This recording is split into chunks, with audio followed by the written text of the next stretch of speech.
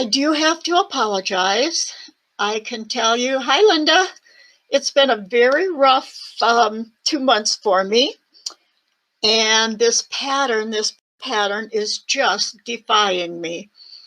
I thought I had it all done once, but there was one joining spot where what would have worked to give it the right shaping was a Catherine wheel join, which is really too advanced for this beginning class. So I've been redoing, and I have quite a few different versions, but I do not have the finished printable pattern. What I plan for today is just to show you how you do finish it. And I have this one finished up to, I have a little tail done here. And I'll show you how we finish it. One of the things you're going to notice is this particular version, and you'll see when we connect it what it looks like, but it's got more of a rounded wing. Here's the other one, the one I did just previous to this one is this one here. And I think you can see that, whoops, let me move my camera down just a bit. On this one, as opposed to this one, the wing actually curves out and around. That's the way my original one did. Now on this one, you can see that I was doing a different wing. This one went right up and curved upwards. So the chains on the upper part of the wing were facing inside, towards the inside, almost like a folded ring, and then here was the outside. What happened with this one is I was going to join, let me see if I can hold this against my back here and background. I was going to join it just like that into right there, which would have worked, except notice how the back end, instead of being, let me set this down and hold it, and I'll use my little hook here. See how this back part is going up instead of in place like it was supposed to, like that, so it looked like this was a continuous line. So I keep working with this pattern. I have about 3 different versions now. This one, if this would stay in place, I think it may require a different join or something. So that's where I am at. I will continue working on it. I think some of you know I've rough 2 months. I know this really isn't the time for personal things, but I've gotten way behind. I hadn't been planning on the extra 6 weeks of classes here.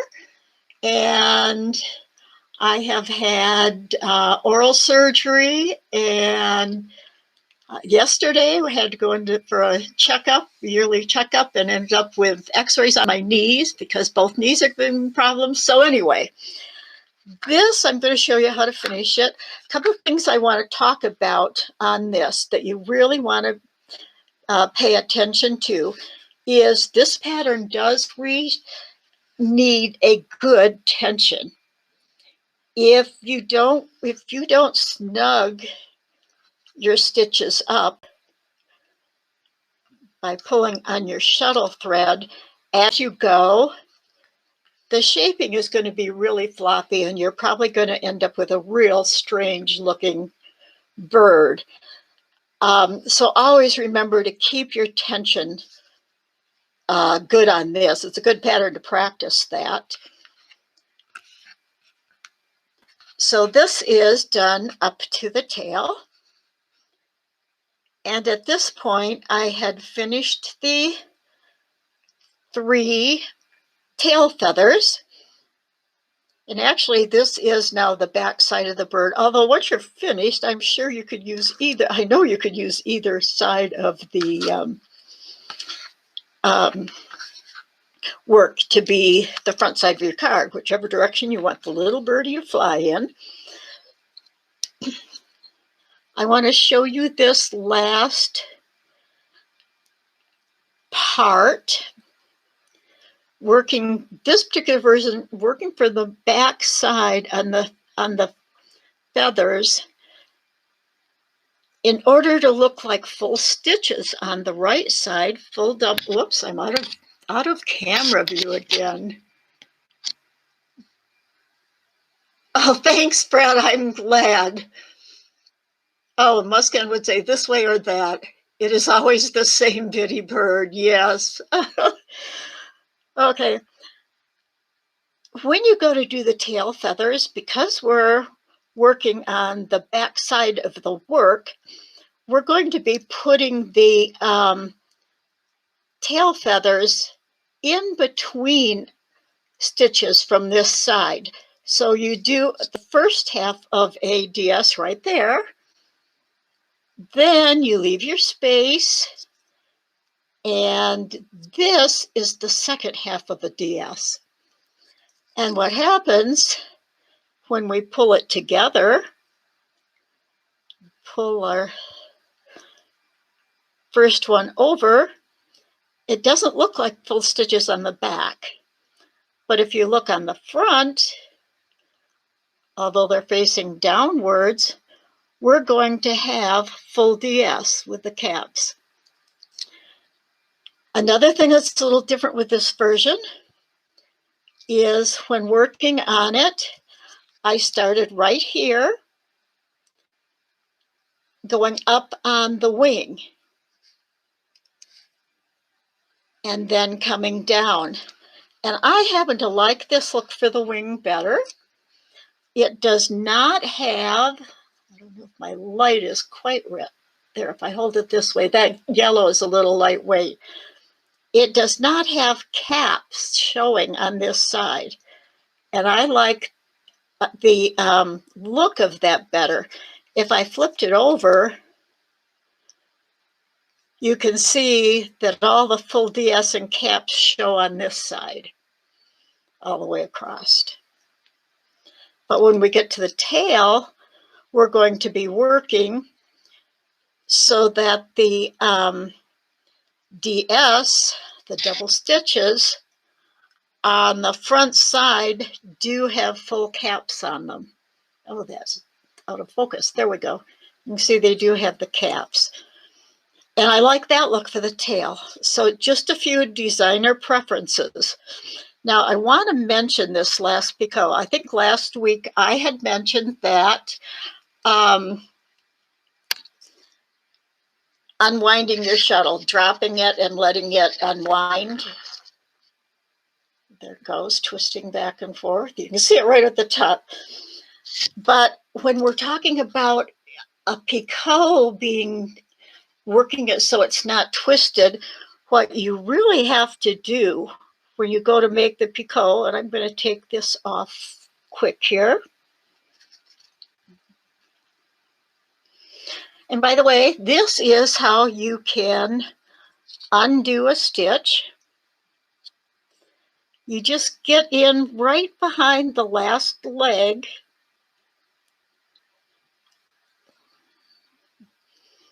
Push it through. And I don't know if I got quite in there. You know what? I'm going to use my little tatting needle here. This is kind of a big one. It doesn't have a hook on it. Oh, this is one of my hooks. Is this a little one? This is my needle. See how big of a eye it has in it? And it's got a blunter tip because it's a tapestry needle. Some people like the embroidery needles that have a blunter end, and you can always, if you've got a nice, really fine sandpaper, sand the edge of a regular needle down, as long as because what you're looking for is the bigger eye. I'm going to stick this in there. And then you just kind of wiggle it a little and then undo it. Now this one I should be able to get out quite easily. Okay, when I go to do the last Picot, it's not necessarily the shuttle thread that I have to make sure isn't twisted at this point. It's this chain thread. And so what I do is I'll twist it.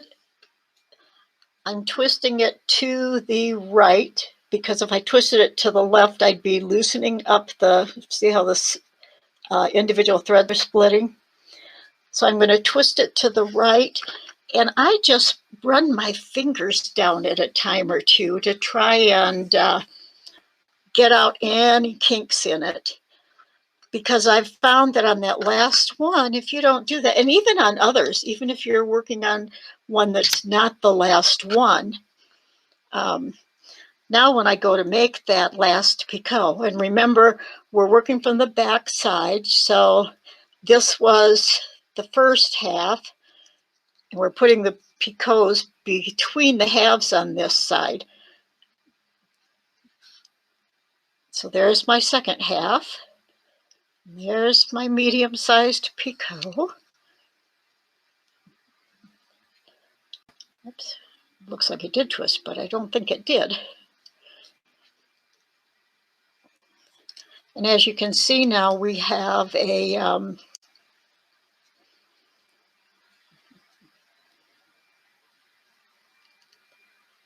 full DS on this side, I believe. Did I turn that backwards? I tell you, I really love doing this every week. And hi, Kathleen and Sin. I'm glad everybody is enjoying it. Believe me, I'm going to be practicing over the summer, so this will get much better. The other thing is I haven't shown my face the last couple of weeks. On my particular setup, and I think Pam's got the same thing, we do not have software right now that lets us go from our computer camera to do a face shot down to our little camera here, our downshot camera. And we could do it by moving the camera, but that's a problem because it can make people dizzy if they're seeing it go up and down, and it's hard to get it back in place at the right height. So I did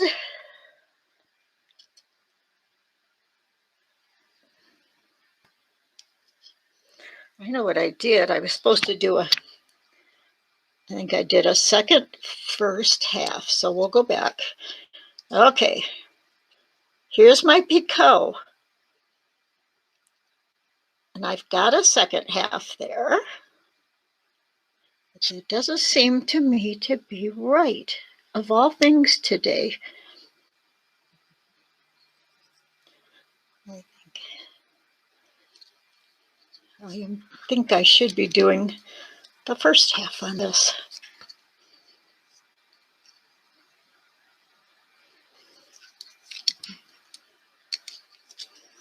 And if I get it wrong again, I'm just going to go on and pretend nobody can tell the difference.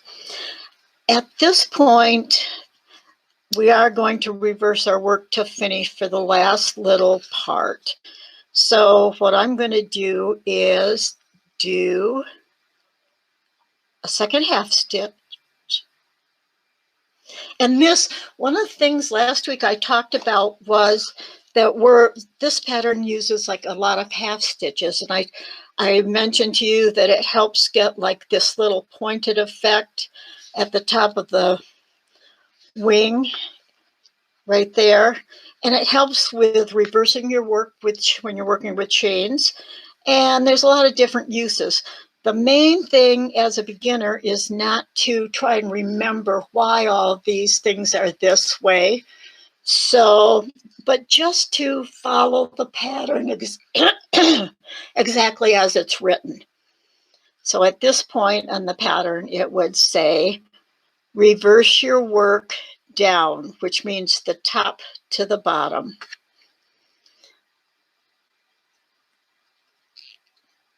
And now we're ready for a second half stitch, and I think I'm off kilter with that, but, and I just whacked my,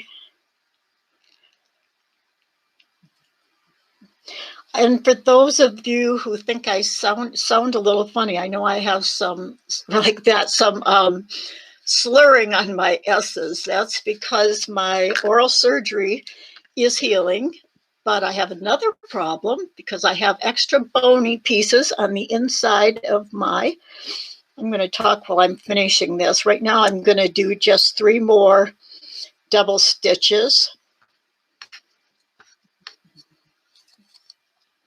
Oops.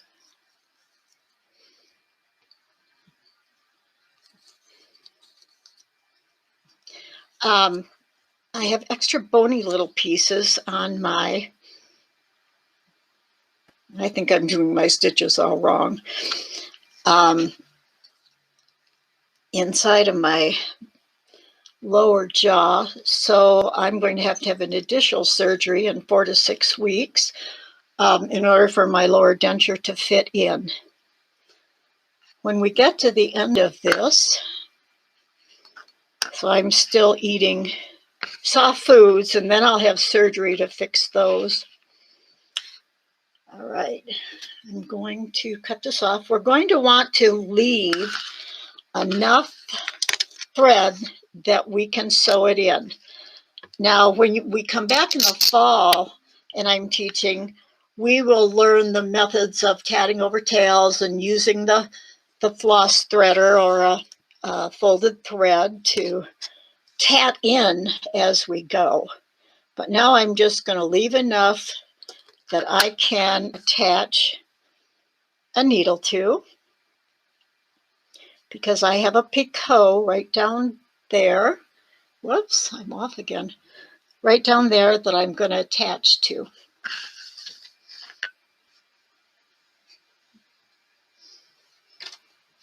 And I have I didn't even state myself very well today because I don't know where I misplaced my little,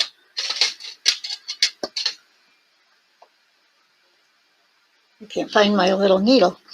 But so I'm just going to describe it here. What we're going to do is take the chain thread and we're going to pull it down through this little Picot right here.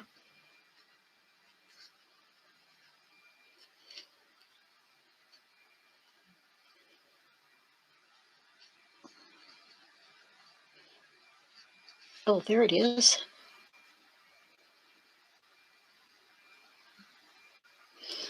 Okay.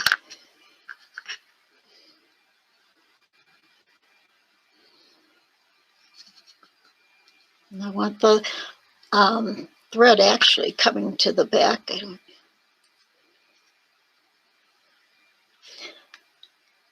And then we're going to turn to the other side. Now, if you're going to be putting this, gluing it down to anything, you could just tie it off and clip it close. But if you also can take the chain thread that you pulled through, and you can start weaving it and sewing it in. Oh, I'm off again. I'm so sorry, everyone. Like I said, I'm just not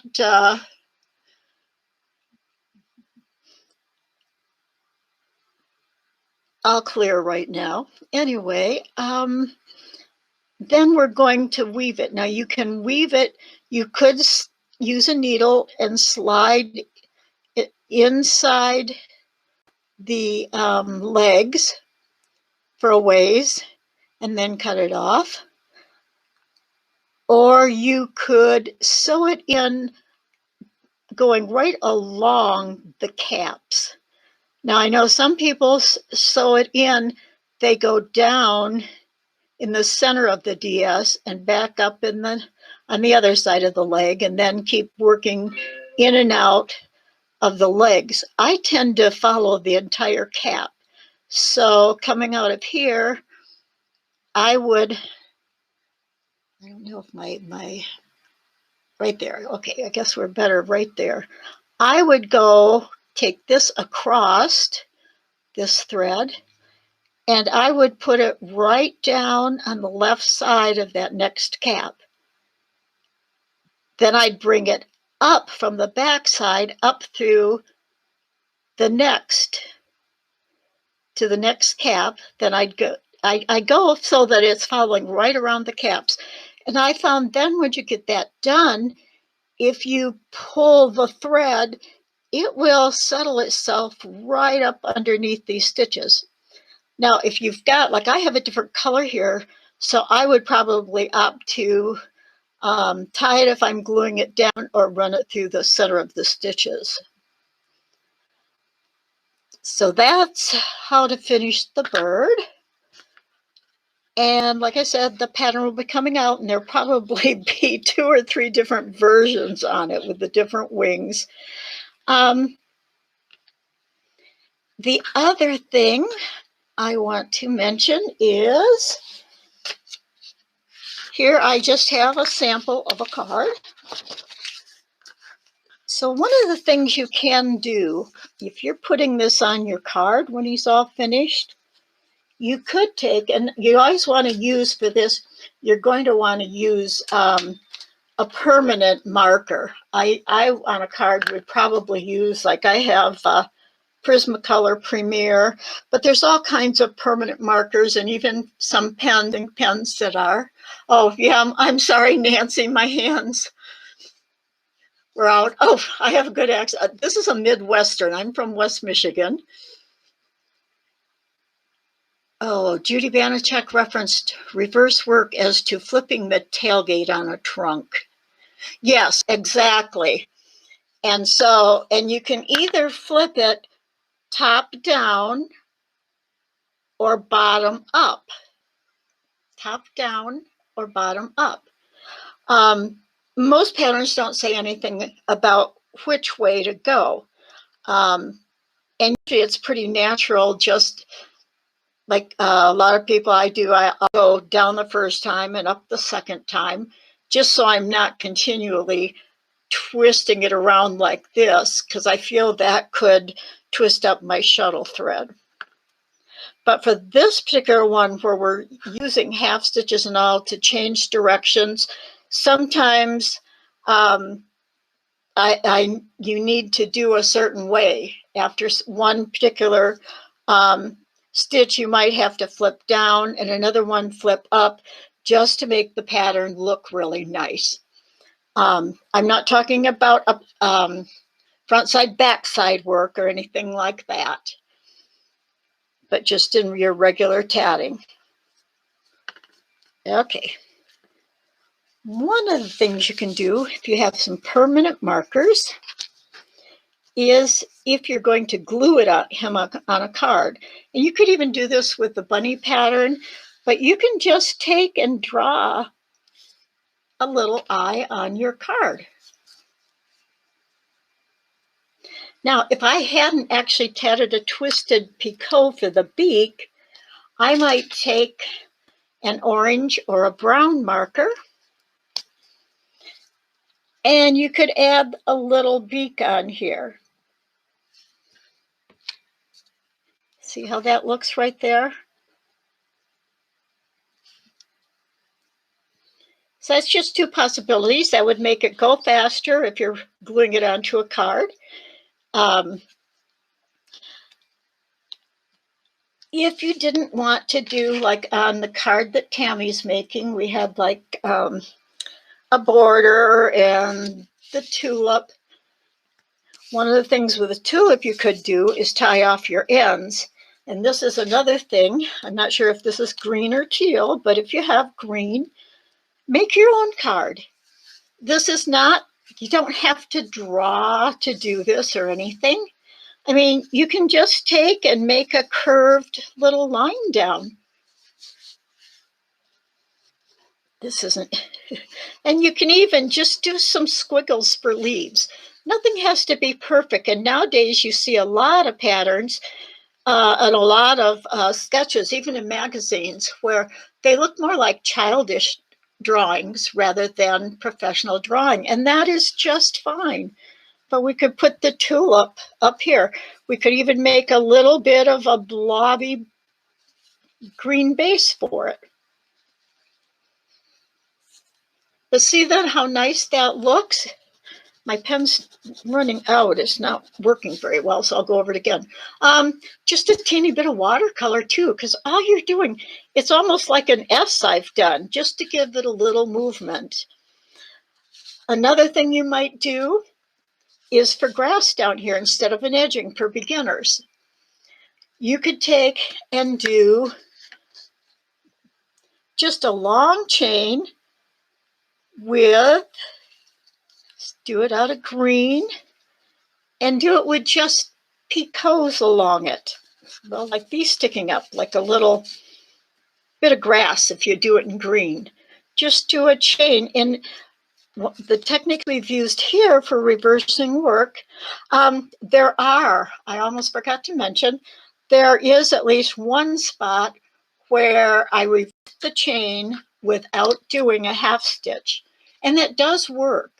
And the little key to that is you have to be reversing your work the right way for it to look well. But if you just go do a start a chain, maybe do a reverse work here so it curves down, and you can do that. And as you go, you could make all kinds of little picots here and there for grass. You might make another stem, and you might just put a flower that has a ring with lots of picots on it.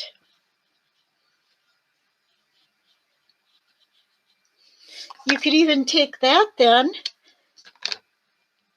and fill in the color a little and glue your little tatted flower over the top of it. There's simple things that you can do, and I am quite a few years ago, I started working on patterns for some cards with drawings like this. You might even think I'm not going to use the right colors here, but maybe you want to put just a chain with picots. Whoops, I better bring that down. Up here in the corner. Start your chain, just do picots all along it. And you have a little sunshine piece that you could glue on there. You can't see that very well because my pen's not writing. There you go. Just see how you can take chains. I've even taken chains and like added in some, get this little guy back here. I've taken chains and just curved directions and made a little kind of a cloud. One or two, you could make them whatever you want. Another thing you could do if you put your birdie, you might want your birdie down a little farther. I'm going to get a different, I'm going to use just my regular pen so that you can see this better. I'll use my pencil, that'll show up better. You could even, I'm going to set my little birdie there. You could give him two little legs coming down. Just draw a squiggly line and go back in for a branch. Draw some little leaves on it if you want. And this could be tatted also. So there's a lot of things you can do. You may want to get a piece of ribbon. This is a little narrower than I would want. You might even have a green ribbon to glue on first. This is not the right color for this little birdie, but you could glue your birdie on You could put your little bunny on it. You could tat some little grass here too. And this, not only could you glue it on a card, but if you have a candle, you could put it around. Either just around a candle, and I think 2.5-inch ribbon might be better for that side, for a 3-inch candle. But this is just a little candle glass. I'm going to go up a little so you can see it. You could glue it around your candle jar and then put your birds on it. Oh my gosh, everyone. So, my little bird. And remember, doing this, you could even glue it so that the wing was off or part of it was off. And then you could have your little bunny or just some flowers on there. Little bunny is upside down. He's never got finished. There he is. You know, you could just put a row of tulips or flowers on there. And just, or a simple ring with Picot daisies. So that's another thing. Something like this, I love using these jelly jars that have the, they're faceted, they have ribbon in them. I love the shape of them. I keep buttons and beads, and here's one I've got filled with beads. And something, this would look really nice on something like this. If you had a blue background, look like sky, and put your bird on it, and then some green at the bottom. So there's so many things you can do with this. The other thing is, I have never put tatting on this, but years ago, I went to the Fringe Tatters in Hector, New York, and this was one of the pieces I got that Carrie Solomon had made. She is just a little quilt, and I plan to put some angels around on the squares, or you might just have a pot holder, you know, even if it's all one color, or a boughten pot holder. Now, when you stitch something down, say I put the little bird on there, one of the things you want to do for sure is tack down the ends of the picots, usually. If they're real small ones and it's something you're not going to wash, you don't have to worry about. You could put it on with fabric glue, because one that's acid-free, or you can just make little stitches across between the double stitches and go under the back cap. And we'll take a look at that. That'll probably be like a couple of the other techniques next fall. And I'm going to re-mention that classes are going to start on September 13th for the Monday class, and that'll be the first week. And in the beginning class, classes are going to run in 6-week sessions. So there'll be 6 weeks of classes. And Tammy's probably going to be doing in her class a special project, something like we've done here with tatting that can go on a finished product, a card, and show you how to mount them and samples. But in the beginning class, one of the things Tammy and I did was, it seemed like we needed to have a better transition between the beginning class and her Monday advanced class. So what we're doing is I'm going to do both beginner and beginning intermediate. And then she'll take over on Mondays and do advanced intermediate and advanced. First 6 weeks will be just very beginner. the double stitch and simple joins and rings and chains. And then at the end of that 6 weeks, there's a 2-week break. And then when we come back, it'll be all beginning intermediate. So it'll be more techniques that are for beginners going into early intermediate stage. And then after that 6 weeks, there's another 2-week break. And then I'll start from the beginning again for very beginners learning the double stitch. And that will just continually run. And remember, all homework that you send in is going to be put in a drawing that will be held at the end of the summer. So all summer you can keep working on things, and you can turn in homework and it'll count towards the drawing that'll be held. I'm pretty sure Tammy's having it the first Monday on the 13th to start off our fall season. Are there any questions right at the moment, either on the pattern or on anything that we've just talked about?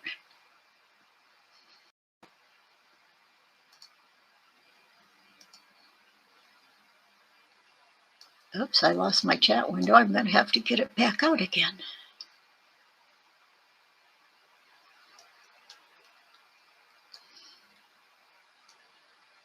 Not sure where it went. I'm losing things today.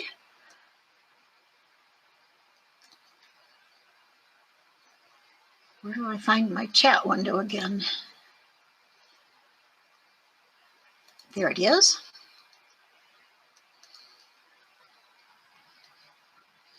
I'm sorry, Nancy, I got out of the picture again. I'm going to be practicing that a lot this summer, staying right on there. Oh, you're welcome, Robin. The other thing I want to mention, and it'll be up on the website over the weekend, I'll get it up, is the special event classes we're having this summer. There's going to be one each month. Well, actually, June's got 2. On June 15th, I'll be doing one. They're 2-hour classes, start at 3 Eastern time, just like these classes start. And again, you'll get an email and it will be have the link to the video. And there's also on June 30th will be Kay's special class. It's mid-month. Pam, I can't remember what date yours in. Yours, I believe, is in July. And then Tammy's going to do August. And those will be a 2-hour class where a pattern is finished. And I will make sure I have finished patterns. And that all too will go into homework. Send your homework to the online tattingclass.com address like you send everything else to. So I'll give you here.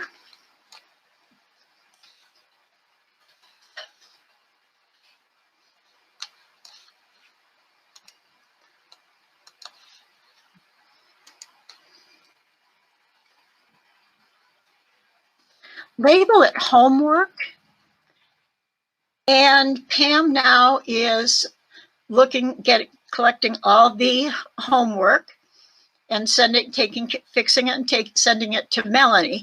However, she does email the class, the homework email to each teacher also, so that we can look and see what your progress is.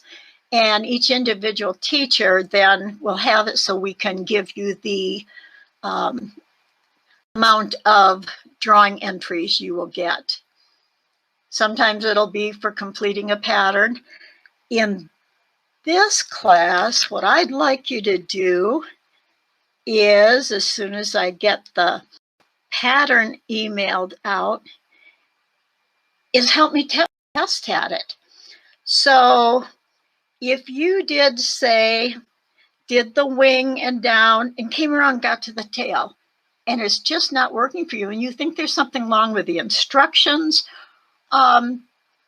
let me know. You can send an email directly to me. Let's see, to my individual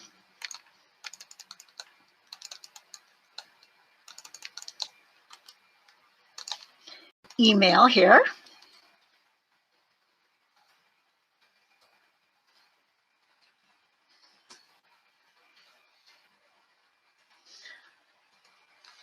And I will give you a drawing entry for every suggestion or edit or correction to the pattern, or if you have a better way you think of doing something. And this is for, obviously, the emails are sent out to everyone. So even if you're not in the beginning class, if you proof my pattern for me and help out with that, you'll get points for that too. Anything else? Let's see. A lot of planning for the next lessons. Yes. Thank you, Home Rooster. Let's see. So I'm looking forward to seeing you in the classes and over the summer. I'm looking forward to seeing all of you also. And plan to do a lot of practicing. We are going to have new software, which is going to make it really nice. We're going to be, Tammy's going to teach us a new program. So like for both Pam and I, we'll be able to use the camera on our computer for face, so you can see our faces if we want you to. And we'll be able to then just switch without any moving of cameras or anything to our down camera once we learn that software. And I think that is all for today. If there's not any other questions, I'll see you. Hopefully you'll be coming on the 15th. And I thank you all for attending the classes and coming. And I probably haven't mentioned asking you to always click like on the videos so that we get more credit on YouTube for the number of people who like our videos. And enjoy your summer. I'm glad you found us too, Nancy Duff. You're welcome, Linda.